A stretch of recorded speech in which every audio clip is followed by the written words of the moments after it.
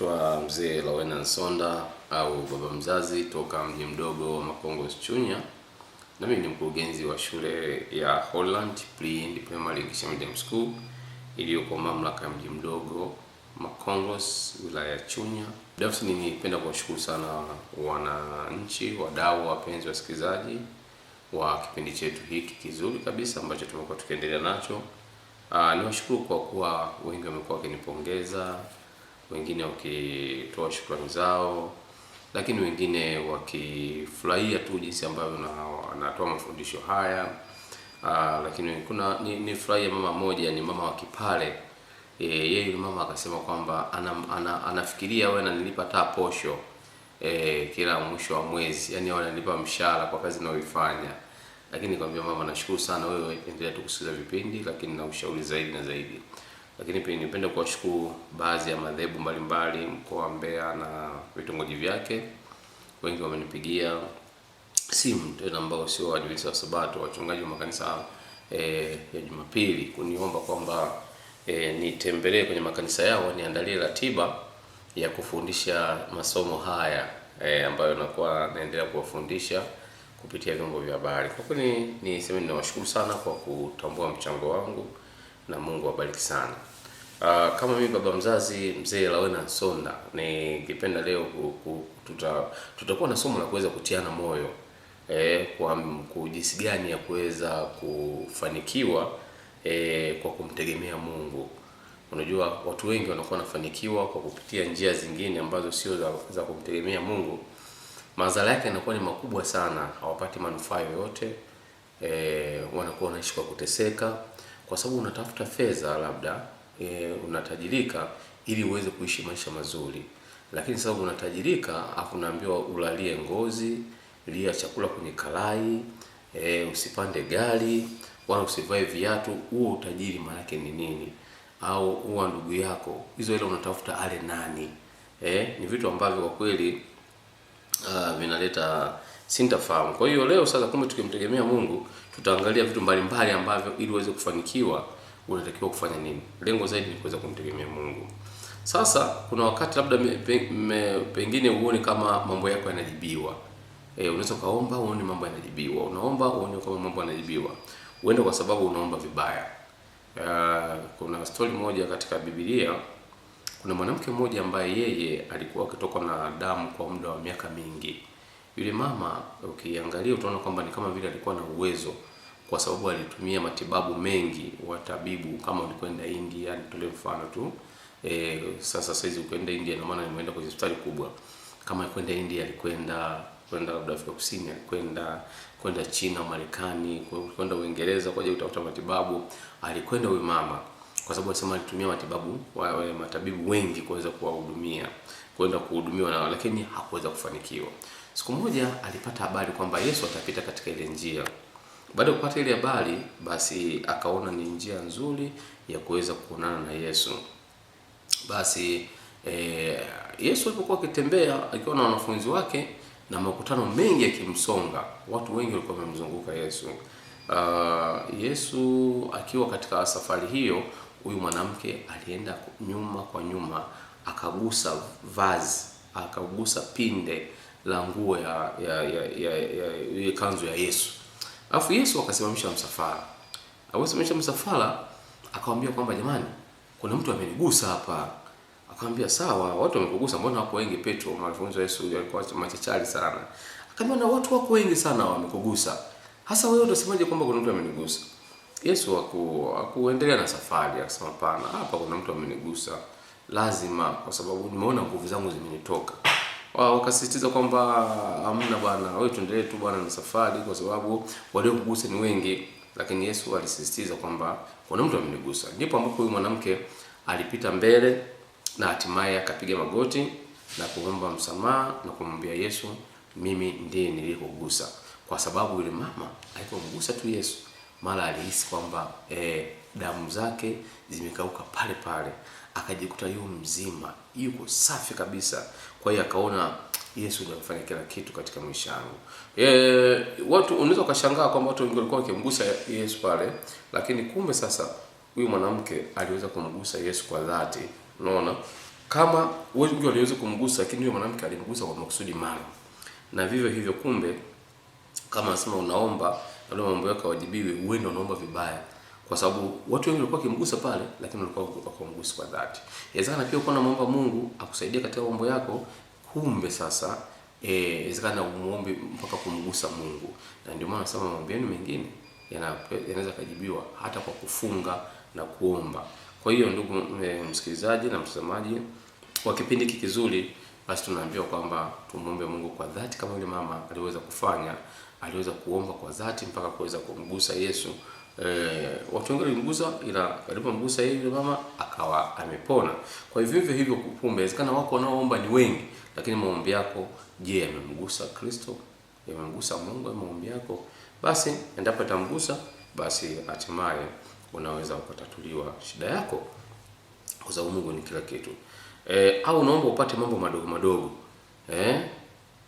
Unasema kwamba kuna kisa kimoja nikielezea, ndugu msikilizaji na mtazamaji, katika ili yani kwamba ili uweze kufanikiwa wewe, ombea jirani yako afanikiwe zaidi. Kama wewe unataka ufaulu wewe wa kwanza, ombea wanafunzi wenzako wewe wa kwanza. Usijiombee wewe mwenyewe. Hiyo, ndugu msikilizaji na mtazamaji, ni siri kubwa ya mafanikio. Kama unaombea mwenzio wewe uwe na afya njema, pia ombea wengine wawe na afya njema. Kama unaombea uweze kupata mahali, basi ombea na wenzako waweze kupata. Vivyo hivyo itakusaidia sana katika maisha. Hii ndio siri kubwa ya mafanikio. Sasa hii ni nini? Ni kwamba watu wengi wamekuwa hawataki wenzao wafanikiwe. Hawapendi. Na ndio maana, ndugu msikilizaji, utakuwa shahidi, hata wewe upendi kabisa mwenzako afanikiwe. Kwa nini? Kwa sababu umeme ukikata nyumbani kwako, unaanza kuuliza, je, na kwa mama Joy umeme umekata? Basi ukichungulia dirishani unasema, kumbe na kwa mama Joy umeme umekata. Utafurahia kwamba umeme umekata kote. Lakini endapo kama umeme umekata kwako, umekata kwa mama Joy umeme unawaka, kwa vyovyote vile utaanza, kwa nini umeme nyumbani kwangu umekata? Au kuna short, au circuit breaker imejifyatua, au kuna tatizo gani? Unaona, unaanza kujiuliza maswali mengi. Au luku imeisha. Unaona? Kwa nini? Hiyo iko automatic katika mwili wa binadamu. Sisi binadamu tulivyowekewa hivyo chuki, ambazo sasa tukiziondoa tutaweza kufanikiwa zaidi. Basi baada ya kujua hivyo, unakuta ndio unatulia sasa kwamba kumbe umeme umekata kote. Hizo zote ni chuki ambazo tunapaswa kuweza kuziepuka na kukaa nazo mbali. Kuna kisa kimoja ambacho ni kitu cha kufikirisha tu, kwamba mtu mmoja alisikia sauti ikimwambia hivi, Boazi, tulee mfano na Boazi, sio Boazi.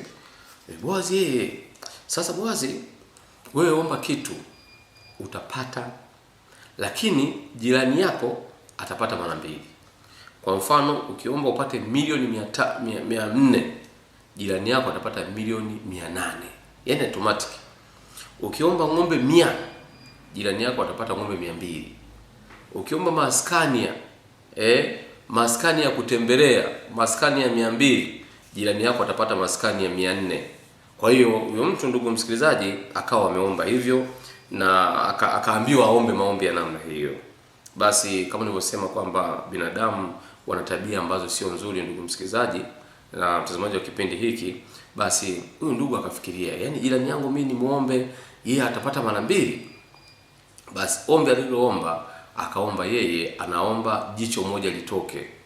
Na kwa kuomba jicho moja litoke, ili jirani yake yatoke majicho yote mawili, aweze kuwa kipofu. Yani unaona kama binadamu jinsi hizi walivyobadilika. Kwa hiyo akaomba ombi hilo. Yani yote zote ni hasira tu. Kwa nini?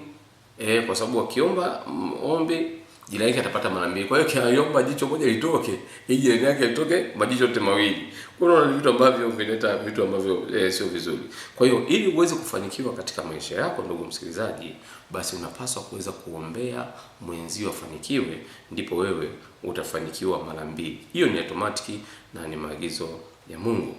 Lakini vivyo hivyo haitakiwi kuomba mambo madogo. Kwa mfano, siku moja mimi zamani sana, wakati mdogo, nilikuwa natembea barabarani, nikasema, nikiokota shilingi 1000 leo tatizo langu litaisha.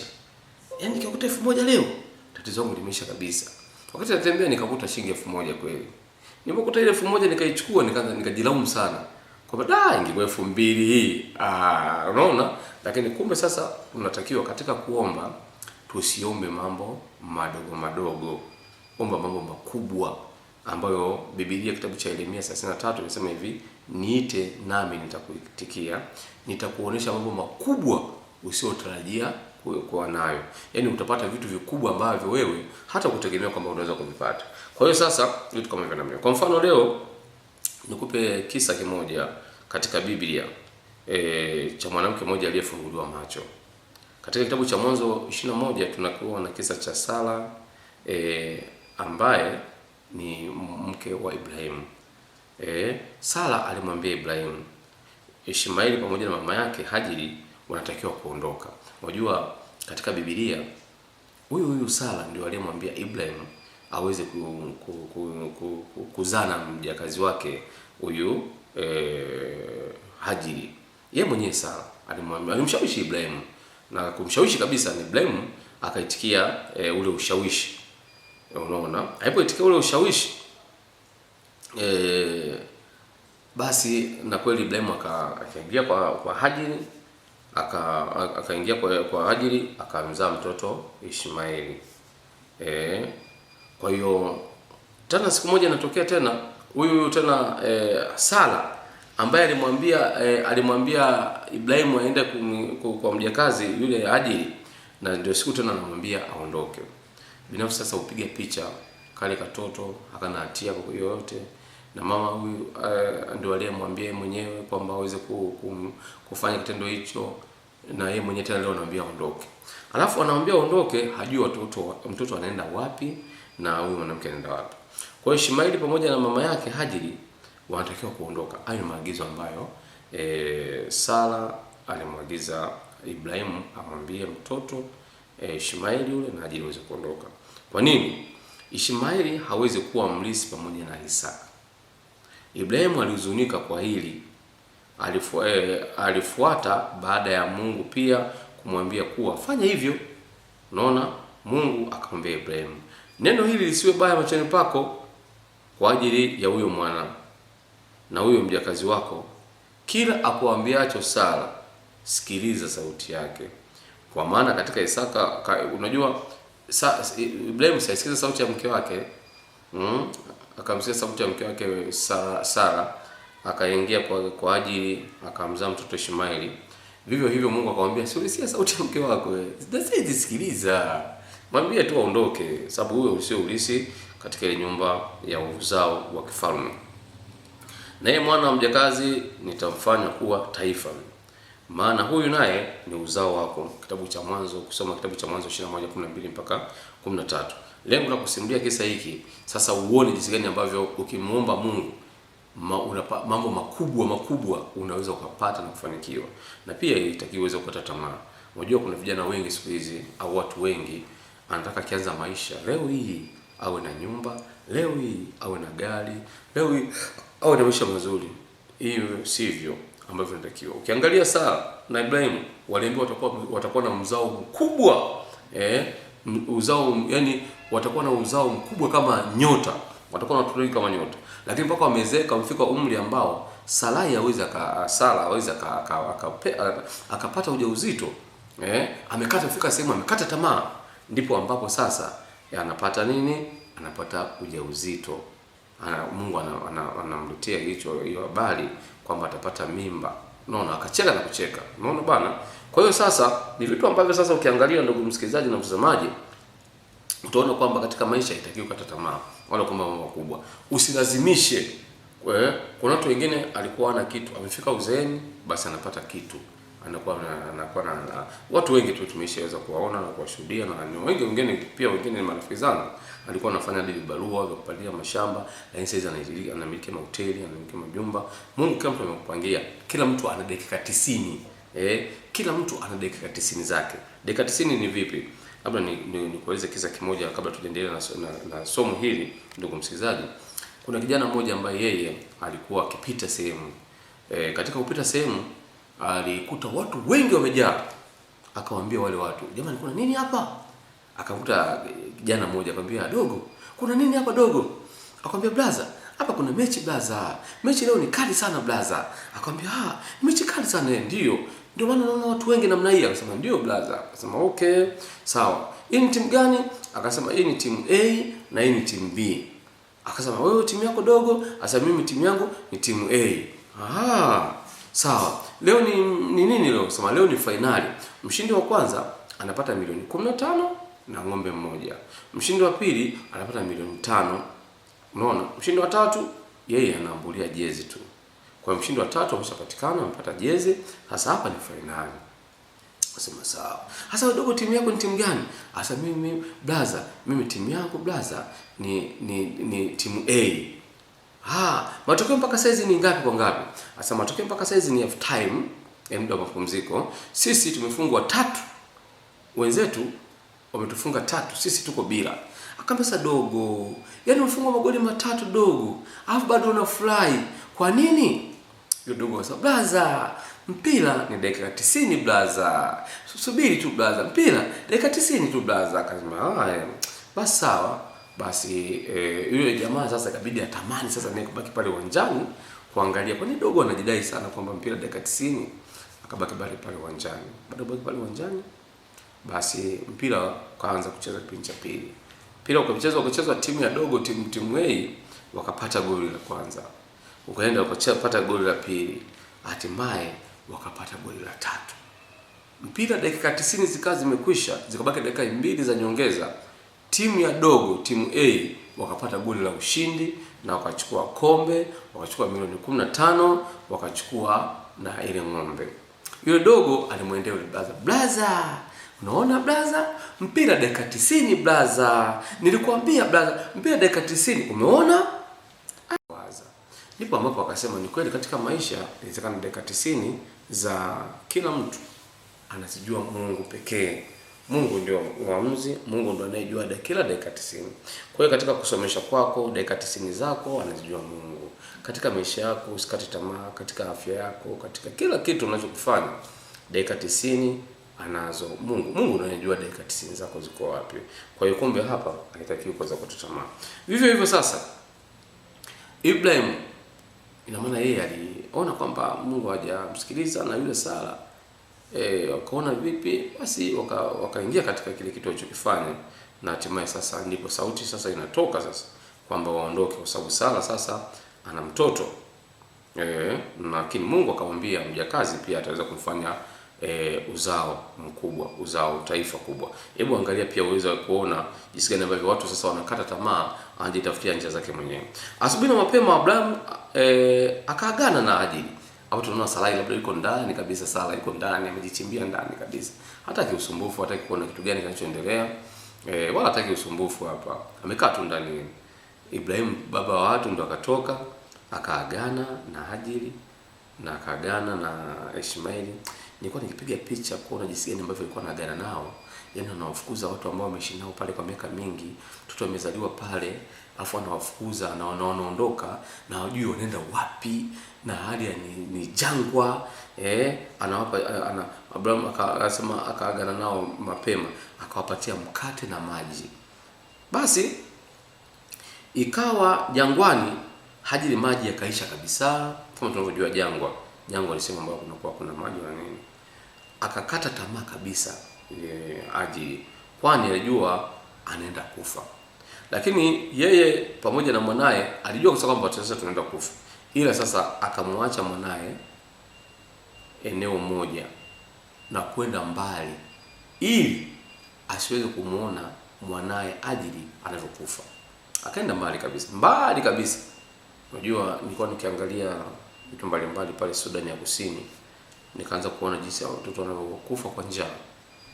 Nikaona kuna mtoto mmoja yuko polini ameisha kabisa mwili, alafu kuna ndege kubwa limekaa pale linataka likale kale katoto, lakini hakana uwezo wote wa kufanya kwa sababu ya nini? Ya njaa. Hii mifupa yote, hizi nyama zote zimeisha zote. Mifupa ambayo imebaki mbavu tu. Kumbe Mungu ametupatia nyama hizi kwa ajili ya kufanya nini? Ya kutukinga na vitu mbalimbali. Sasa ile ndege likali linakangalia kale katoto. Hiyo ni Sudan Kusini, hiyo njaa. Unaona? Kwa hiyo njaa. Kwa hiyo sasa Hajiri huyu mama hakupenda kumwona mtoto wake akiwa anafariki, anakufa kwa njaa. Basi alichofanya akaondoka. Katika yote hayo Mungu alikuwa anamuona Hajiri anavyofanya, huyo mtoto wake asiweze kufanya. Mungu akasikia sauti ya kijana, malaika wa Mungu akamwita Hajiri kutoka mbinguni. Akamwambia, una nini Hajiri? Usiogope, maana Mungu amesikia sauti ya kijana aliko. Ondoka ukamuinue kijana, ukamshike mkononi mwako, kwa kuwa nitamfanya kuwa taifa kubwa. Kusoma kitabu cha Mwanzo hiyo 21 mstari 17 mpaka 18. Unaona? Kwa hiyo sasa ndipo ambapo Hajiri anaondoka tena, anarudi kwa mtoto ambaye nataka asimwangalie mpaka vile asimwangalie anapokufa kwa ajili ya njaa na hali halisi ambayo alikuwa nao. Sasa angalia sehemu inayofuata. Mungu akamfungua macho yake yule mama Hajiri, naye akaona kisima cha maji, akaenda akakijaza kiriba maji, akamnyosha kijana. So Mwanzo hiyo 21:19. Ni ujumbe wa kutia moyo kiasi gani. Kama aliweza kukata tamaa huyu mama Hajiri, kwa mtoto wake atakufa, akaenda mbali kabisa. Kumbe Mungu sasa akamfunulia macho, akaona kiriba cha maji. Hivyo basi Mungu hakufanya muujiza wa kuleta maji jangwani. Maji yalikuwepo jangwani. Isipokuwa nini sasa? Kama ambavyo unatarajia sana, Mungu anafanya muujiza. Maji yalikuwepo jangwani. Ilichofanya yule Hajiri alifunguliwa macho, akaona kiriba cha maji, kisima, akajaza maji katika kiriba, akamsha mtoto wake na akaona afya nzuri. Hivyo ndugu msikilizaji na ndugu mtazamaji wa kipindi hiki, kama ambavyo unatarajia matarajio yako makubwa kwa Mungu afanye muujiza kwako, unapaswa kuweza kumwomba Mungu na kumtegemea yeye. Usiharakishe mambo kwamba kesho tutafika hapa. Fuatilia matajiri wengi. Nilikuwa nikimsikiliza mtajiri mmoja Legned Mengi marehemu, alikuwa akisimulia jinsi maisha aliyopitia, changamoto. Lakini hata juzi ni kuna clip ambayo inaendelea ya Azam, mmiliki wa Azam, Said Bakresa, jinsi gani ambavyo alikuwa akiuza paka kalanga Kariakoo, akiuza kahawa, akijituma katika kazi. Hakujua kwamba saizi ataja kufika hivi, mpaka mtu anamiliki ndege na vitu mbalimbali. Kwa hiyo katika maisha tunapaswa, ili kuweza kufanikiwa, Mungu mweke namba moja. Namba mbili, ombea mwenzio aweze kufanikiwa. Usijiombee mwenyewe. Usitake ufanikiwe mwenyewe. Ombea jirani yako, ombea ndugu yako afanikiwe, kisha naweza kufanikiwa. Tatu, fanya kazi kwa bidii. Unapofanya kazi kwa bidii ukimtegemea Mungu, usiharakishe kupata leo. Kila mtu ana dakika 90 zake. Dakika 90 zako Mungu alipanga ni hapo hapo. Unaweza kuhangaikisha kupata leo ukapata madhara makubwa ambayo hata kile unachokipata kisiwe msaada katika maisha yako. Na ndio maana siku moja nilifundisha nikasema, unaweza ukapata kitu lakini ukakatazwa usili kitu chochote. Kwa mfano usili nyama, usinywe soda, usinywe chai, ule chakula bila chumvi, lakini ulikuwa umepambana na kutafuta njia zingine za kufanya ukaweza kufanikiwa. Kwa hiyo kumbe Mungu anakuwa na makusudi yake na kila mtu ana dakika 90 zake. Kwa hiyo sasa kama ambavyo unatarajia sana Mungu akufanye miujiza, labda kupata pesa, kukuponya ugonjwa wako, kukupatia wewe uweze kufanya upate kazi. Tunaona watu wengi wanakuwa wanahangaika kupata kazi, wanakuwa wamesoma, wamehangaika hivi na hivi, mpaka wanafika sehemu. Kuna siku kuna waganga wengi wanasema tunatibu magonjwa, sisi tuna nini, tunapoacha na vitu fulani, tunasaidia nini na nini. Ni vitu ambavyo unaona kwamba ambavyo havisaidii kitu chochote, labda kulipa madeni na vitu mbalimbali, au zaidi kufanya labda ushinde kesi na vitu. Unataka Mungu akusaidie kufanya kitu gani? Tunaona kwamba Mungu au zaidi kufanya ushinde Mungu, tunaona kwa upande wa Hajiri akufanyia chochote zaidi, alimfungua macho. Kwa hiyo omba sasa Mungu akufumbue macho uweze kuona fursa mbalimbali ambazo unaweza kupata. Usihangaike umekaa pale pale kwenye kiti. Pambana, amka, nenda sehemu fulani. Unapenda pia huo kuambia watu wengine kwamba Tanzania hii ni kubwa na Tanzania ni yetu. Ukiona mkoa wa Mbeya ukufai, nenda Mwanza. Mwanza ukufai, nenda Tabora. Tabora ukufai, nenda sehemu nyingine. Utaishi na sio sehemu moja tu kwamba ndio nyumbani. Sisi Tanzania yote ni yetu. Tunashukuru Mwalimu Nyerere alivyoweza kutuweka na aliweza kutupatia lugha moja ya kuweza kuongea. Hivyo tunafahamiana na kuweza kujaliana. Kwa hiyo kama unaona kitu fulani hakikufai hapa, nenda sehemu nyingine, hapa kufai nenda sehemu nyingine, itakusaidia sana kuweza kutoka sehemu nyingine. Fumbua macho, Mungu akufumbue macho. Omba Mungu akufumbue macho uweze kuona fursa ambazo ziko sehemu mbalimbali. Mambo hauwezi ona ni kwa nini ugumu huo upo sasa. Mambo hajakaa sawa kama unavyotaka. Omba ni ombi moja tu, muombe Mungu akufumbue macho kama ulivyosema, Mungu akufumbue. Je, kuna yeyote ambaye anatamani hili limsaidie sana? Kwa nini usitumie muda kumtia moyo? Na ndio maana kama mimi baba mzazi mzee wa Nelson niko hapa kwa ajili ya kutiana moyo, kuambiana, kufundishana ili tuweze kujua kitu gani cha kuweza kufanya. Kwa njia moja au nyingine tunaona kwamba huyu Ibrahim ana kisa kikubwa sana. Alikuwa na huyu mtu mwanae sasa wa taifa kubwa ambaye tunaona ni mwanae mpendwa Isaka. Mungu alimwambia kwamba akamtoe sadaka. Na katika kumtoa sadaka unajua Isaka Ibrahim aliweza kujua kwamba labda akamtoe mwanae fulani, labda akamtoe Ishmael, lakini Mungu akamtajia kabisa kwamba aende amtoe mwanae Isaka, ambaye sasa ukiangalia ndio kwamba itakuwa taifa kubwa na ndio ambaye atatarajiwa kwamba aweze kufanya nini, kuweza kuishi pale.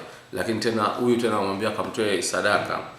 Tunaona Ibrahim sasa aliweza kuondoka na mtoto wake, na Ibrahim katika kuondoka na mtoto wake huyu aliweza hakuweza kumwambia mke wake kwa sababu endapo angemwambia mke wake, ndugu msikilizaji, moja kwa moja kama unavyojua tena aka ni katoto kapekee kalikopatikana kwenye uzee, na ameambiwa akakachinje akatoe sadaka. Hebu niambie kibinafsi, endapo angemwambia mke wake kwamba tumeambiwa tukakachinja hapo, unapoona Isaka na Sara angekubali kweli? Bila shaka asingekubali na angekataa kabisa kwamba haitakiwi kwenda kumchinja huyu mtoto wala kumtoa sadaka. Hivyo basi Ibrahim alichofanya, aliondoka na yule mtoto kimya bila kuweza kuaga wala kufanya kitu chochote kile, bila kumshirikisha mke wake wala kutoa ushauri wala kuomba ushauri. Aliondoka kimya. Alichofanya ni mchukua mtoto, akachukua wafanyakazi wawili na punda, hatimaye kaondoka. Sasa katika somo hili pia tunajifunza kitu kimoja. Kuna vitu vingine haupaswi kuweza kumwambia mtu yote mambo yako unayofanya. Tunaona watu wengi ana mpango labda kununua gari, anza kuambia watu, shosti, nadhani mwezi huu utapita utakuwa naendesha gari. Unaanza kutobua siri. Tuna mpango wa kujenga bwana. Tuna mpango wa kufanya kitu fulani. Wakina mama wengi wanakuwa jitangazia na kujisifia. Tunaona hapa Ibrahim alipoona cha kufanya, akumwambia mtu yeyote zaidi ya kumchukua mtoto wake. Kumbe unaweza kuwaambia watu wakakuharibia. Shosti, mwenzio nimeshapata mchumba. Unaona? Fulani nataka kunioa. Yani fulani mimi atanioa fulani. Kumbe yule marafiki yako yule naye hajaolewa. Inabidi hata kujipitisha kwa yule mchumba. Itokee hivyo. Dada mmoja alijitangazia, mimi naolewa na fulani, mimi naolewa na fulani, mimi naolewa na Zedi, naolewa na Zedi. Basi wachumba wengi wakaenda kwa yule Zedi. Bwana, yule unataka kumuoa yule, hamna kitu. Kwanza yule maji ya Mbeya, marage mara moja yameshaiva. Sio tabia hivi na hivi na hivi. Kwanza ana tabia hii na hii. Jamaa akakanseli kumuoa yule dada. Kwa nini? Kwa sababu umejisifia, tumekusema maneno. Kwa hiyo kumbe ukiambiwa kitu, ukikuwa na mipango ya kitu, kaa kimya. Lakini pia unaweza kuwa na watu ambao wakuzunguka.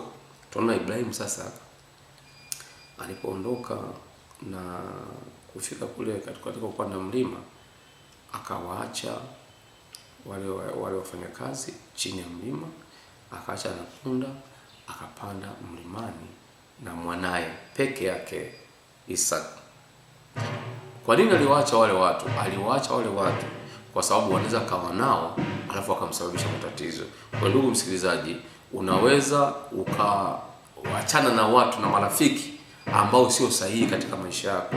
Uweze kuwa na rafiki kila siku asubuhi anakupitia kwa mkanywe pombe, twende kwa wanawake, unaona kubali tu twende sehemu fulani. Achana na marafiki wa namna hiyo. Jivue, waache chini na wakae chini na punda pale. Tunaona Ibrahimu aliacha wale wafanyakazi pamoja na punda. Endapo wangeenda kule juu wangemharibia maisha. Unaona, akaamua kufanya nini? Kuacha pale chini. Kwa hiyo acha kitu chochote ambacho kinakusababisha matatizo. Acha pombe, acha sigara, acha wanawake, acha tabia mbaya, acha tabia zilizo, acha uvivu. Vitu vyote viache chini ya mlima, panda juu. Ndugu msikilizaji, bila shaka umesikiza vizuri kabisa na umeona jinsi gani ambavyo unaweza ukafanikiwa katika maisha yako kwa kuweza kumtanguza Mungu mbele, kumweka Mungu kwanza, mengine baadaye. Lakini pia historia hii ya Ibrahimu ikapata kukutia nguvu siku ya leo, kuona jinsi gani ambavyo unaweza kupambana na kutoka katika maisha ili uweze kusonga mbele zaidi na zaidi. Lakini pia kwa maswali zaidi au masomo zaidi na zaidi, utanipata mimi baba mzazi mzee Lawana Nsonda kwa namba 0767 314 944 0767 314 944. Muda mzuri wa kunipigia kuanzia saa 3 kamili usiku na kuendelea mpaka saa 5 usiku. Hapo tunakuwa bado tuko macho, tunawasaidia wananchi kwa kujibu maswali na vitu mbalimbali na kutoa mafundisho. Kwa mafundisho mengi zaidi, lakini pia hapa shuleni kwetu Holland, basi ni wafanyakazi pamoja na wanafunzi wanapata vitu mbalimbali ambavyo vinaweza kuwasaidia katika maisha yao. Amani ya Bwana iwe pamoja nanyi, niwatakie siku njema na usikilizaji mwema wa vipindi vinavyoendelea.